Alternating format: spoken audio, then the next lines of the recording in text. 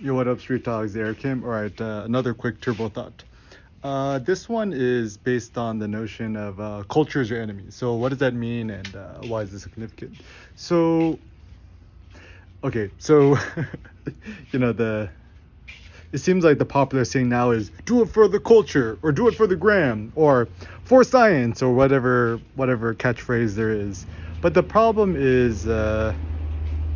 I mean, what is culture, right? Culture is kind of like, think about bacteria culture, yogurt culture. It's kind of this like blob, amoeba-esque thing that kind of consumes everything around it, and it's technically anti-individual. So what do I mean by that? So what I mean is this: if the true goal is for individuality towards individuality, then the notion of a culture is kind of a bad notion. That means that the mass is more important than the individual. Now, the notions of individuality in America are a little bit strange too, because American individuality is sold as like a consumer product.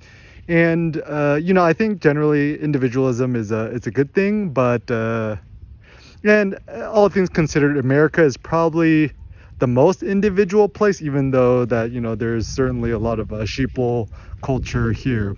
So you know technically, when you think about the word culture, it comes from the word also cult, which is essentially kind of a disparaging way to talk about a certain culture. So you think about the cult of Steve Jobs, the cult of Elon Musk, Kanye West, et cetera, et cetera. And so just be very, very suspicious when it comes to any sort of culture or even social media, whether it be Instagram, Snapchat, TikTok, Facebook, whatever have you, YouTube. There's certain trends and memes that kind of live on, but I think they tend to be more bad than good, because if you think about a quote culture, it's kind of a random mismatch of a lot of other random things, which could be inimical or could be kind of anti your own personal mentality or about things. So I think one of the best ways to become more individualistic is actually to spend more time disconnected, not on social media, YouTube, whatever, and spending more time to think.